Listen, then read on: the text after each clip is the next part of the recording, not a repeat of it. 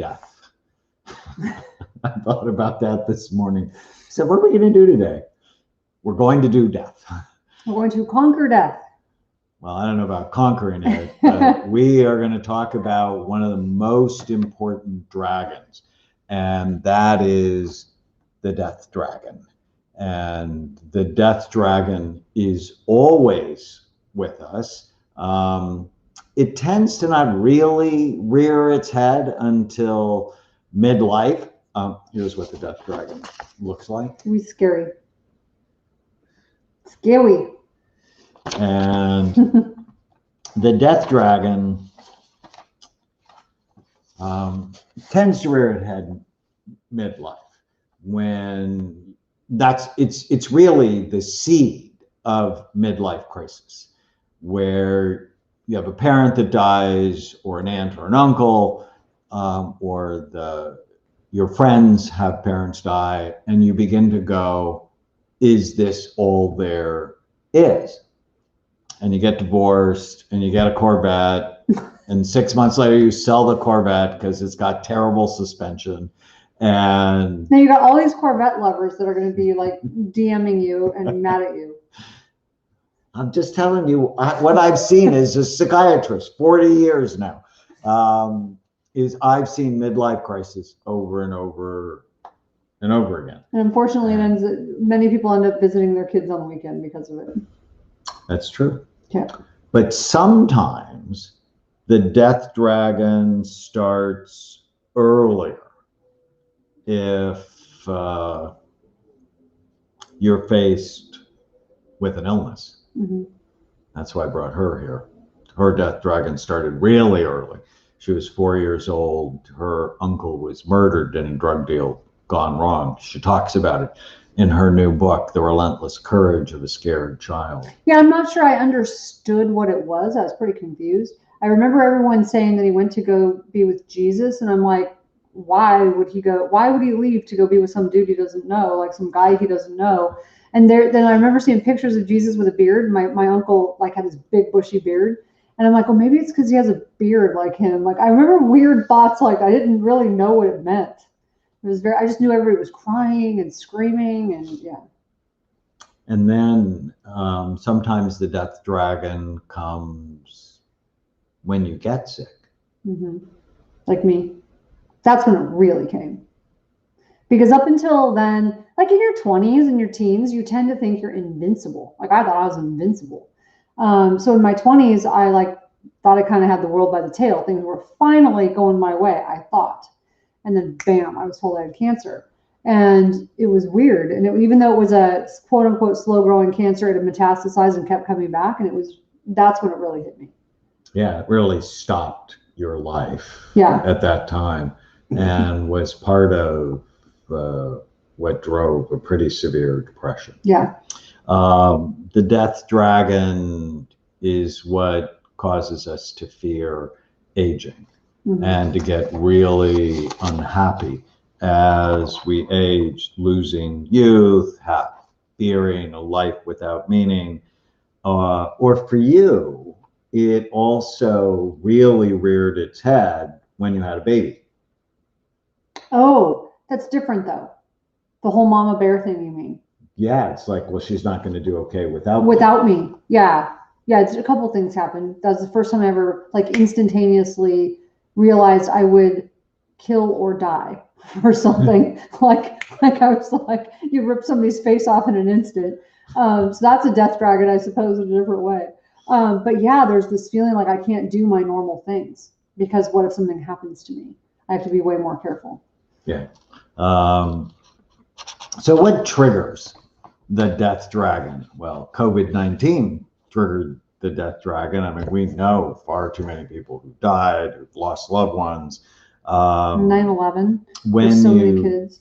9/11, because they saw death over and over and over again. When you see your mortality, mm-hmm. such as a near miss accident, an illness, or when someone you care about dies. And teenagers are experiencing this earlier than ever before, even before the pandemic, because the incidence of teenage suicide has gone way up. Mm-hmm. And so that's a significant problem. And so, how does the death dragon cause you to react? Well, fear of dying. And I've seen a lot of people who were afraid of it. Afraid really of, yes, what might happen or not happen after they died, but the process of dying. And I always go back to C.S. Lewis, who wrote, we have a big advantage over our ancestors, anesthetics. So fear of dying, death preoccupies your thoughts, or you just have this pervading sense of doom, or you have panic attacks for little or no reason. So somebody is posting, I don't look well. I don't know. I think I look pretty well. Don't you think I look well? Might be the lighting. We both look a little pale. So how do you tame the death dragon? How do you tame the death dragon? So this is really important. When I was in college, I took a class on death and dying. And when I was 20 something, I wrote my own funeral. And and from that moment, I have lived with the end in mind. And a lot of successful people will say, you should always start with the end in mind. If you're going to create a business, what's your exit strategy? Right, reverse engineer. And so I've reverse engineered my life, so you know it's going to happen. You just have to, if you live like you're going to die, you actually live more in the present. Elizabeth Kubler-Ross, the famous psychiatrist who wrote a lot about death and dying, she said, it is the denial of death that is partially responsible for people living empty, purposeless lives. Because when you think you're going to live forever, you don't take care of the things you know you must do today. Something there's interesting, especially during a time like now, but first responders or people who work in like ICU units during COVID, and I worked in a trauma unit, you see so much death that initially it's shocking. Initially it's like it's very disconcerting. It's like I had nightmares. I remember having nightmares. I guess that's sort of a PTSD reaction, I suppose. It's the death dragon visiting you. But you have nightmares, and you have like it's a weird reaction. I would have GI issues and headaches and all sorts of things. And over time, out of survival, I think, and every first responder I've ever talked to will say the same thing. They develop sort of this ability to cope. And in order to do that, you're not disconnected. It's not that you're cold, but you have to distance yourself a little bit. And I wonder if that's how it's a coping, a way of taming that death dragon, is that disconnecting slightly. Well, I mean, yes, sometimes denial. I like not denial. To face it. You can't deny it. We're there. To know, okay, it happens to all of us. What am I going to do between here and there? And it also causes you to not take things too terribly seriously, in the fact that, you and I often ask ourselves, with whatever problem we're facing, does it have eternal value?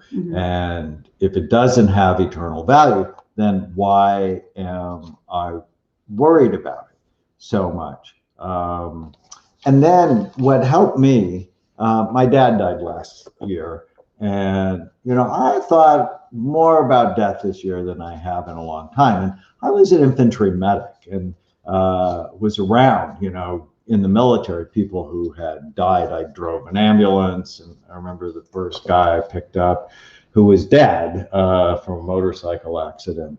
And I started to think about, so what's the upside of the death dragon?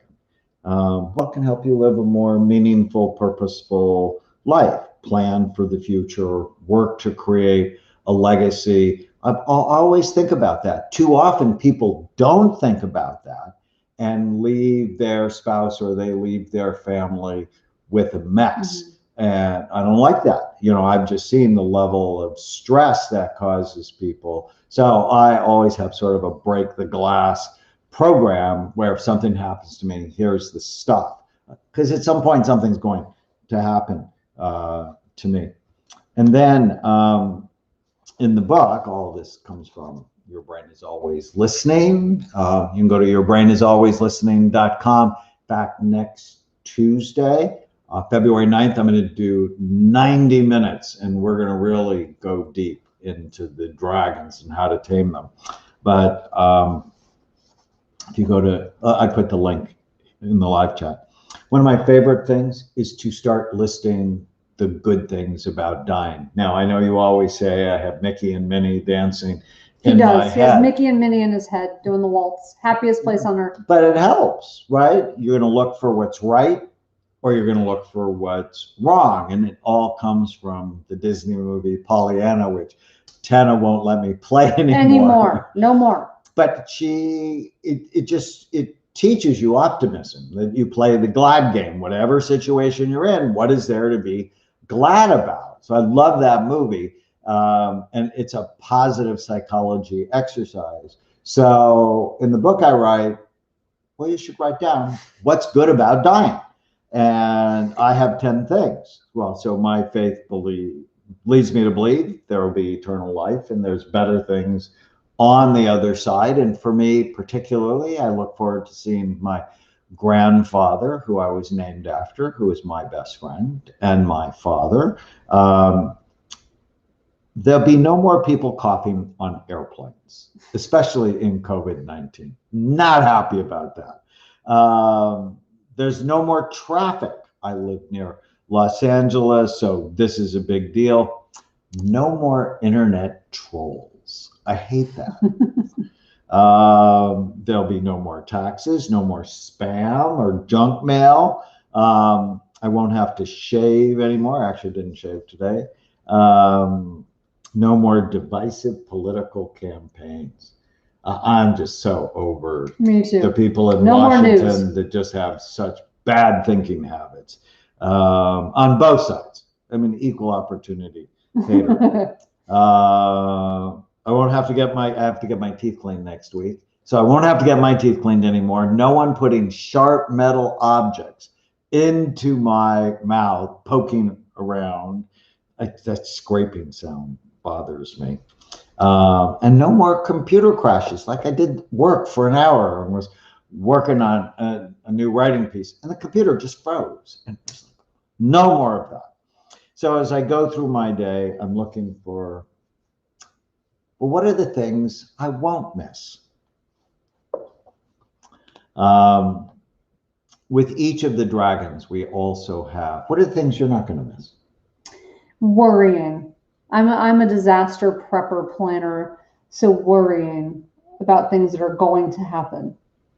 I won't miss that. I won't miss work. Like I watch Life 360 constantly for the kids. Like when the kids are going to get home, I'm always worrying, that mama bear thing. So the constant worrying. Wrinkles. I won't miss wrinkles. I'll miss your wrinkles. I know you will. For each of the dragons, we have affirmations. If you have this dragon, and you can tell which of the 13 dragons from the past you might have at knowyourdragons.com. We've already had thousands of people take it. What's interesting, this dragon is actually more common than I thought it is. Oh, I'm sure. I would think everybody experiences it at one point or another. So the affirmations, I will live a life that matters. I will live fully and fearlessly. I will be present today in all I do. That's what the Death Dragon helps you do. That's the upside. It's like, that's happening. What can I enjoy? What can I savor today? And it's usually you. Death teaches me that if something is meaningful, I do it. And if something is not meaningful, I don't do it. And I think that's part of why we get better with that as we get older. Because as you get older, you get closer to the Death Dragon and you're like, this just isn't worth it. It's not worth my time. and death is the next step Mhm. in eternal life. So when I was young, I worried about death. And then I read a book by Ray Moody, um, late 70s, called Life After Life. And it was about people who had near death experiences. And there was such a commonality to it. It just gave me a sense of peace. That's weird. I remember my mom reading that book and reading parts of it. She was reading it to someone, and I still remember hearing Yeah, I love that book. that book. Tomorrow, stay tuned. We're going to talk about the grief and lost dragons. And with COVID-19, they are just everywhere. We hope you have an awesome night. See you soon.